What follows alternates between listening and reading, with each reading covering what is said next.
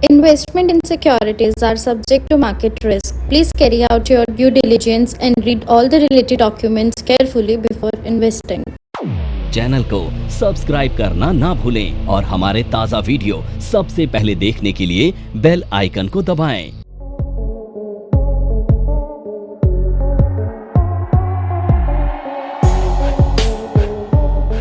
Order type की देखो, order जब भी आप डालोगे ना तो उसके कुछ टाइप होते हैं। तो ऑर्डर टाइप्स में सबसे पहला जो टाइप होता है उसे हम कहते हैं इंट्राडे ऑर्डर। ये इंट्राडे ऑर्डर जो होते हैं ना, ये कई प्लेटफॉर्म पे ना MIS के नाम से भी अवेलेबल होते हैं। इन दोनों को इंट्राडे ऑर्डर के नाम से जाना जाता है, ठीक है।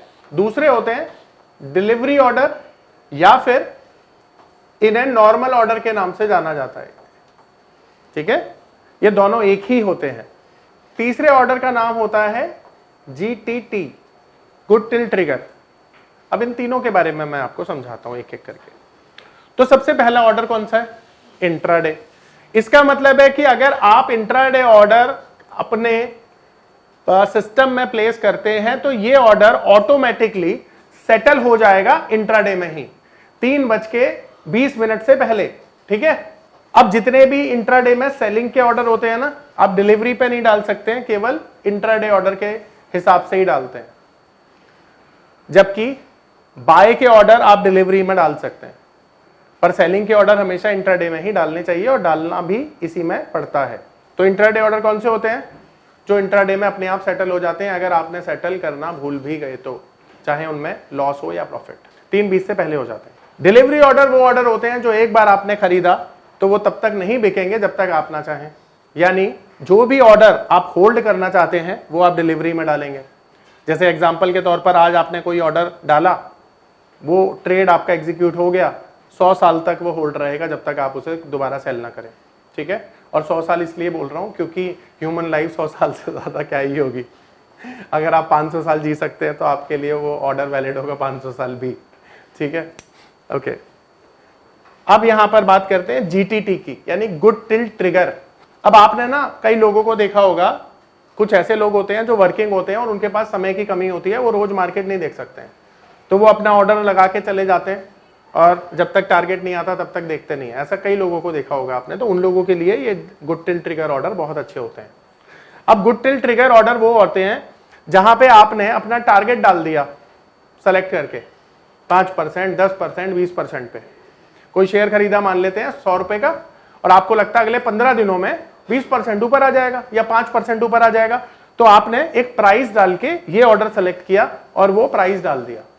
अब आपको रोज बिड लगाने की जरूरत नहीं है, वो तब तक एग्जीक्यूट नहीं होगा जब तक आपका टारगेट नहीं आए। तो ऐसे ऑर्डर को कहते हैं गुड टिल ट्रिगर, ठीक है। आ रही है बात समझ में? परफेक्ट। अब यहां कोई डाउट है तीनों में पूछ लो। देखो, जब भी आप कोई ऑर्डर डालते हो ना तो उसमें टिक साइज आपको पता होना चाहिए कि इसका क्या है, और इसका एक थंब रूल भी है। अब सेबी ने चेंज कर दिया नियम, तो अभी नए नियम के हिसाब से आपको बताता हूं। मान लेते हैं एक स्टॉक का ना प्राइस है 100 रुपए, तो इसका जो टिक साइज है ना वो है 1 पैसा। इसका मतलब क्या है कि आप 1 पैसे के मल्टीपल में अपनी कोई भी बिड डाल सकते हो। अगर इसे खरीदना है आपने, मान लेते हैं, तो आप बिड इस तरह से भी डाल सकते हो, बाइंग या सेलिंग की, एक्सेप्टेबल है। क्यों? क्योंकि वो 1 पैसे के मल्टीपल में। आ रही बात समझ में? पर मान लेते हैं 250 रुपए के ऊपर वाला जो शेयर है ना, उसका टिक साइज है, मान लेते हैं 5 पैसा, उसका टिक साइज है 5 पैसा। अब आप इस शेयर को खरीदने के लिए क्या सेम बिड डाल सकते हैं? 249 रुपए 99 पैसा डाल सकते हैं? नहीं ना, 5 पैसे के मल्टीपल में ही डालेंगे ना, तो ये बिड नहीं डालेंगे, एक्सेप्ट नहीं होगी। तो टिक साइज क्या होता है? मिनिमम इंक्रीज और डिक्रीज ऑफ द शेयर, उसे कहते हैं टिक साइज। और उसी के मल्टीपल में क्या करते हैं वो आप बिड डाल देते हो। आ रहा है समझ में? इसी को टिक साइज बोलते हैं। नमस्कार दोस्तों, क्या आप स्टॉक मार्केट में शुरुआत करने का सोच रहे हैं और क्या आपको यह समझ में नहीं आ रहा है कि आपकी शुरुआत कहां से होनी चाहिए? तो मैं आपको एक ऐसा कोर्स सजेस्ट करने जा रहा हूं जो आपकी लाइफ चेंज कर सकता है, और मैं बात कर रहा हूं NIFM का advance level of smart investor course की, जो आपकी लाइफ चेंज कर सकता है। जी हां, आपने सही सुना, NIFM आपके लिए लेके आया है एक ऐसा शानदार कोर्स जो आपको बताएगा कि किस तरह से आप स्टॉक मार्केट में सक्सेसफुली पैसा कमा सकते हैं। और ये कोर्स है advance level of smart investor. Advance level of smart investor course आपको हर छोटी से छोटी और बड़ी से बड़ी मार्केट की बारीकियों के बारे में जानकारी देता है और ये सभी जानकारियां आपको इस मार्केट में पैसा कमाने में बहुत ज्यादा मददगार साबित होती हैं। तो इस कोर्स को करने के बाद आप मार्केट में सक्सेसफुल ट्रेडर और सक्सेसफुल इन्वेस्टर बन सकते हैं। अब एक चीज और है जिसे हम कहते हैं daily price range, DPR। Daily price range क्या होता है? देखो, आप लोग गाड़ी चलाते हो, तो जब गाड़ी चलाते हो तो आपने देखा होगा सबसे छोटी गाड़ी कौन सी चलाई है आपने? माइट बी नैनो चलाई है, ऑल्टो चलाई है। चलो, ऑल्टो नैनो में वैसे डिफरेंस है, पर मान लेते हैं आपने ऑल्टो चलाई है। तो ऑल्टो की हाईएस्ट स्पीड आई गेस 130-40 के ऊपर तो नहीं जा सकती ना ऑल्टो, 140 मान लेते हैं। और बड़ी गाड़ी जैसे फॉर्च्यूनर है तो 250 की स्पीड से भी आराम से चलती है। तो आप दोनों में अंतर कर रहे हो, एक तो सीसी का अंतर है, हॉर्स पावर का अंतर है ना, प्राइस का भी अंतर है, क्वालिटी का भी अंतर है। तो शेयर का भी तो ऐसे होता है, कुछ शेयर्स होते हैं जिनमें काबिलियत कम होती है, कुछ शेयर्स होते हैं जिनमें काबिलियत ज्यादा होती है। तो उसी हिसाब से ना उसकी डेली प्राइस रेंज तय की जाती है कि एक शेयर मैक्सिमम एक दिन में कितना ऊपर जा सकता है और कितना नीचे जा सकता है। इसी को कहते हैं डेली प्राइस रेंज। अब ये जो डेली प्राइस रेंज है ना, ये NSE में 5%, 10% और 20% होती है। 5% कोई भी शेयर एक दिन में ऊपर जा सकता है और 5% ही ये शेयर एक दिन में नीचे जा सकता है। सिमिलरली एक दिन में कोई शेयर 10% नीचे जा सकता है, 20% नीचे जा सकता है और वो ही उतना ही एक दिन में ऊपर आ सकता है। अब इसे एक एग्जांपल से समझते हैं। मान लेते हैं एक शेयर का प्राइस है 100 रुपया। अब ये जो 100 रुपए का शेयर है, अगर मैं 5% के ब्रैकेट में इसे मेजर करूं तो ये ऊपर कितना जा सकता है और नीचे कितना जा सकता है? तो 95 जब ये जाएगा तो इसे बोला जाएगा लोअर सर्किट, और जब ये ऊपर जाएगा तो इसे बोला जाएगा अपर सर्किट। अब जब भी कोई लोअर सर्किट पे शेयर होता है तो लोअर सर्किट पर जब भी कोई शेयर होता है तो उसको हम बाय कर सकते हैं, पर उस शेयर को हम सेल नहीं कर सकते, क्योंकि लोअर सर्किट पे कब जाएगा शेयर? जब सारे सेलिंग करेंगे। आ रही बात समझ में? सेम शेयर जब अपर सर्किट पे होगा तो यहां पर आप क्या कर सकते हैं?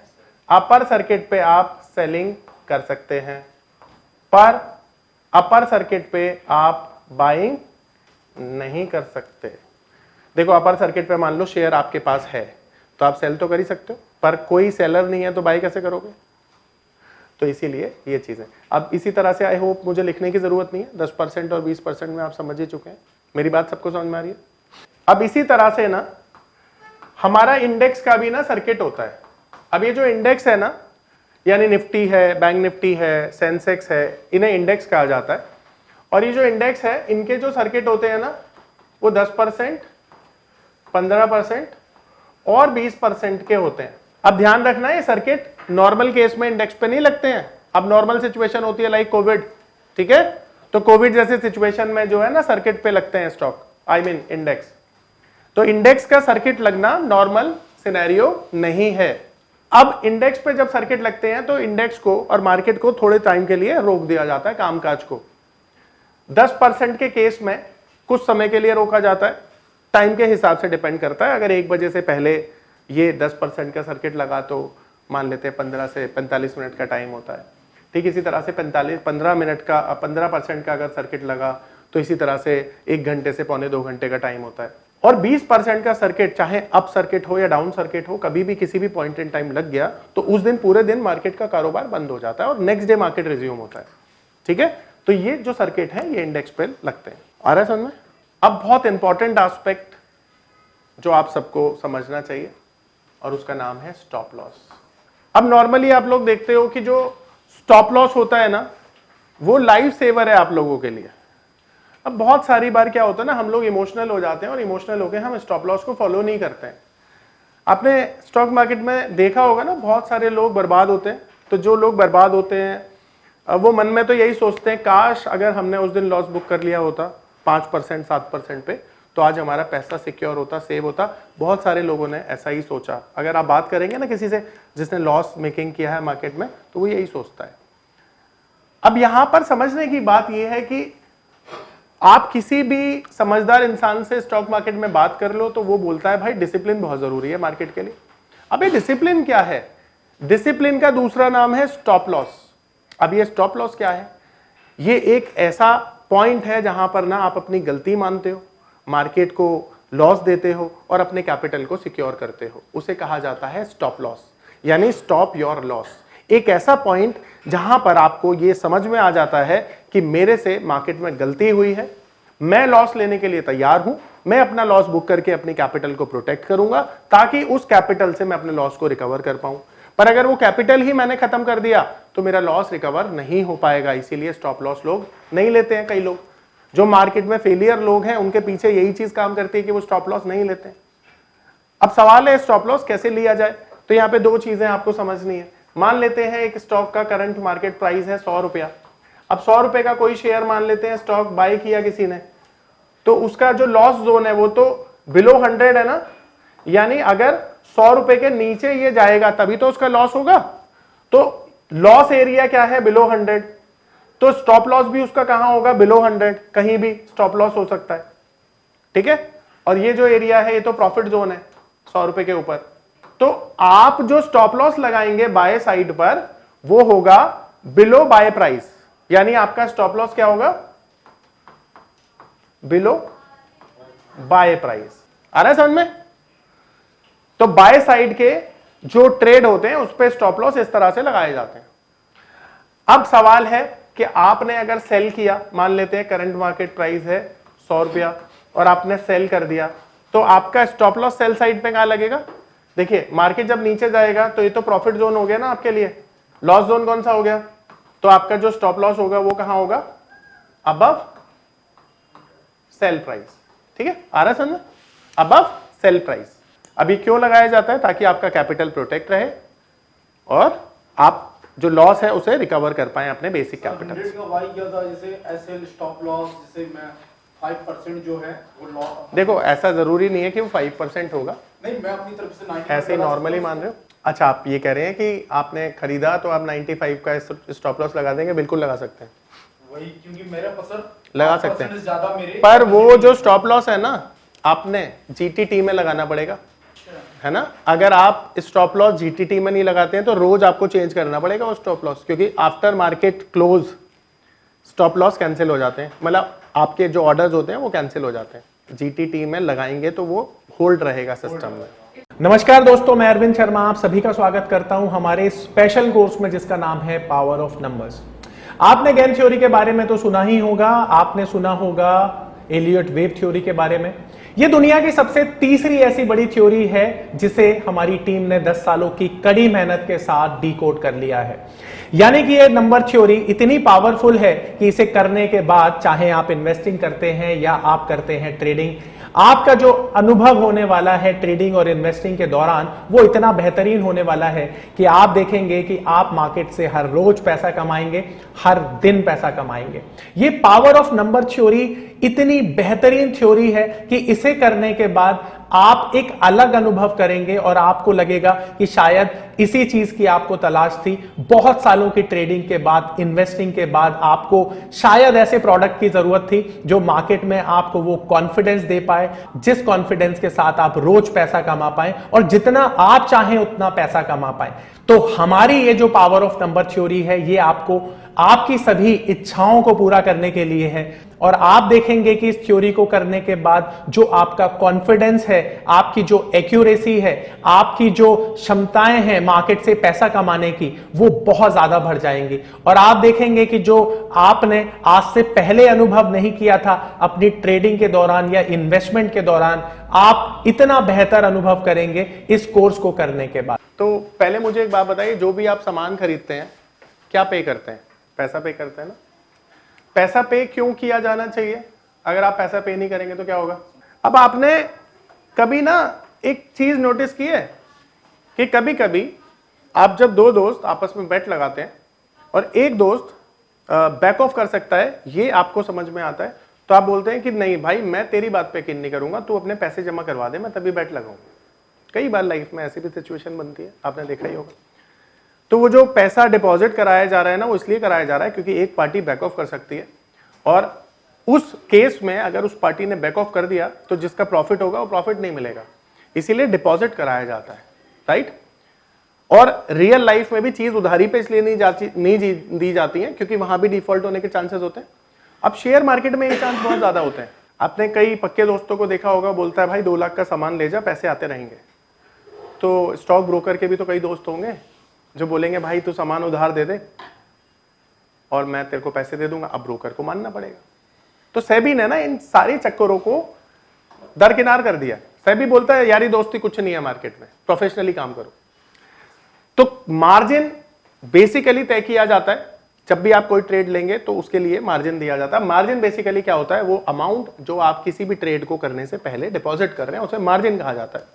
और ये मार्जिन इसलिए लिया जा रहा है ताकि गारंटीड सेटलमेंट हो पाए, कोई भी बैक ऑफ ना कर पाए। जिसका लॉस हुआ है उसको लॉस मिले और जिसका प्रॉफिट हुआ है उसको प्रॉफिट मिल जाए, इसीलिए मार्जिन लिया जाता है। अभी जो मार्जिन है 2 तरह का हो सकता है। एक कैश मार्जिन होता है जो आप अपने चेक के थ्रू, एनईएफटी के थ्रू, बैंक ऑनलाइन ट्रांजैक्शन के थ्रू अपने ब्रोकर को डिपॉजिट करते हैं, आपके बैंक से ब्रोकर के बैंक में चला जाता है, उसे हम कहते हैं कैश डिपॉजिट मार्जिन। दूसरा मार्जिन होता है जो शेयर के बदले में आप रेस करते हैं, जिसे कहा जाता है स्टॉक प्लेज मार्जिन।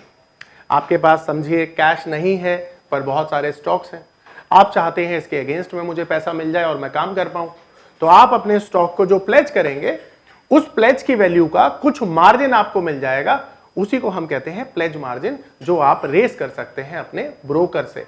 पर ध्यान रखिएगा इसके लिए आपको इंटरेस्ट भी पे करना पड़ता है। कुछ ग्रेस पीरियड होता है 5 दिन का, वो आप यूज कर सकते हो फ्री में, पर जैसे ही 5 दिन के ऊपर होगा आपका ब्रोकर आपसे चार्ज लेना शुरू कर देगा, जिसे हम कहते हैं इंटरेस्ट। आ रही है मेरी बात समझ में? अब मार्जिन भी ना 3 तरह के हो सकते हैं स्टॉक मार्केट में, वैसे बहुत सारी तरह के हो सकते हैं, पर यहां पे जो हम पढ़ रहे हैं वो 3 बेसिक मार्जिन पढ़ रहे हैं।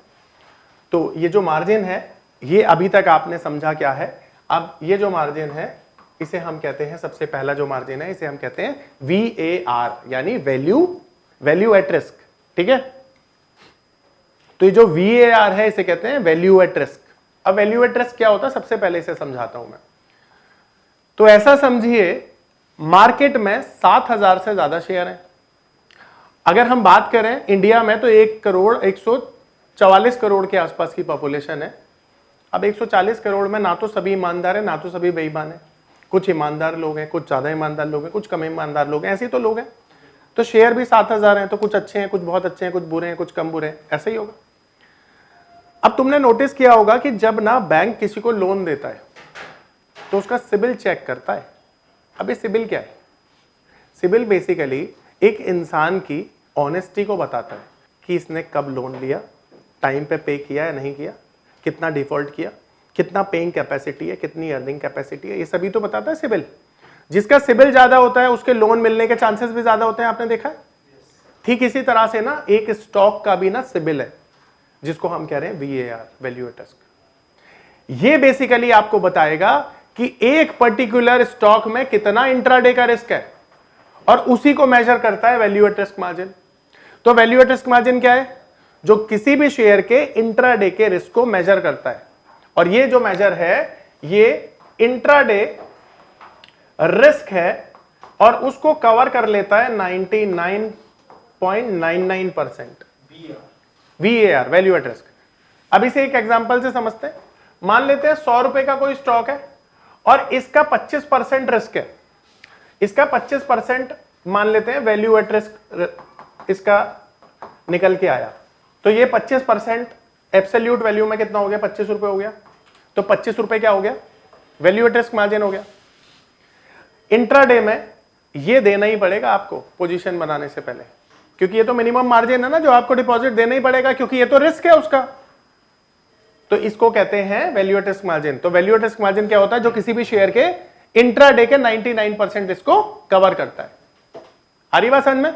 अब आपने देखा होगा कई बार ही ना, कई लोगों के अकाउंट में पैसा तो होता है 1 लाख रुपए, पर वो पोजीशन बना रहे होते हैं 4 लाख रुपए की, लिवरेज लेकर, उधारी लेकर, है ना, देखा है ना, तो उसको कहते हैं एक्सट्रीम लॉस मार्जिन।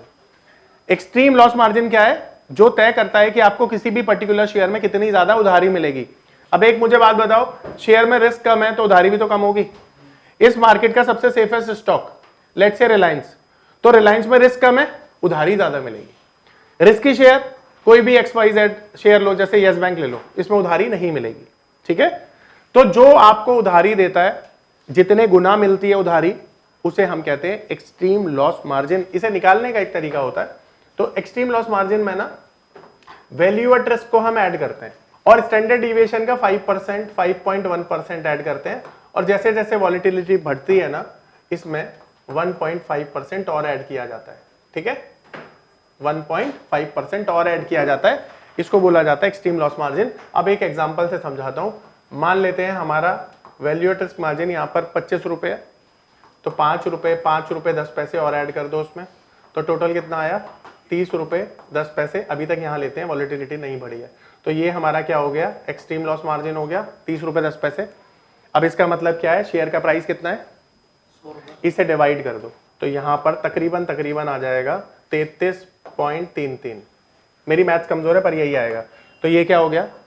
ये हो गया वैल्यू एट रिस्क मार्जिन। इसका मतलब है कि मैं केवल 30 रुपए देकर ये 100 रुपए वाला शेयर खरीद सकता हूं, तो मुझे इसमें इतने एक्स लिवरेज मिलेगी। मेरे अकाउंट में 1 लाख रुपए हैं, तो मैं 3,33,000 का काम कर पाऊंगा। यही मतलब हुआ, यही मतलब हुआ ना। तो इसी को हम क्या कहते हैं? एक्सट्रीम लॉस मार्जिन बोलते हैं। ठीक है, अब तीसरा जो मार्जिन होता है उसे कहते हैं हम मार्केट टू मार्केट, MTM। अब ये मार्केट टू मार्केट क्या होता है? मार्केट टू मार्केट बेसिकली वो मार्जिन होता है जो इंट्राडे में मार्केट के क्लोज होने के बाद आपकी नेट वैल्यू को बताता है। एग्जांपल के तौर पर आपके अकाउंट में ना आज 1 लाख रुपए आए, मार्केट क्लोज हुई, आपने कोई पोजीशन बनाई और आपका 5,000 रुपए का मुनाफा हो गया, तो नेट पोर्टफोलियो चेंज कितना हुआ आज आपका? नेट 5,000 नहीं, नेट तो 5,000 चेंज हुआ ना। लॉस कर दिया तो कितना चेंज हुआ? तो ये जो 5,000 माइनस या प्लस है ना, ये नेट चेंज है। इसी को हम M2M बोलते हैं, यानी net portfolio change is called MTM, market to market.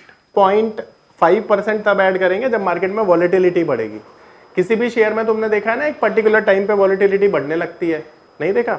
मान लो एक 100 रुपए का शेयर है, ठीक है, वो नॉर्मल डेज में बढ़ता है 2%, आज वो बढ़ गया 10%, कल भी बढ़ गया 10%, तो वॉलेटिलिटी बढ़ गई। तो वॉलेटिलिटी बढ़ गई तो रिस्क भी बढ़ गया, तो एक्सचेंज क्या करेगा? इस पर 1.5% और एक्स्ट्रा मार्जिन इंपोज कर देगा। इससे वॉलेटिलिटी नहीं गिरी तो 1.5% और कर देगा, और ऐसे करता चला जाएगा 100% तक, जब तक वॉलेटिलिटी कम नहीं होगी। अब ये होने से क्या होगा? वॉलेटिलिटी कम हो जाएगी, क्योंकि तुम्हारी परचेजिंग पावर एक्सचेंज ने कम कर दी।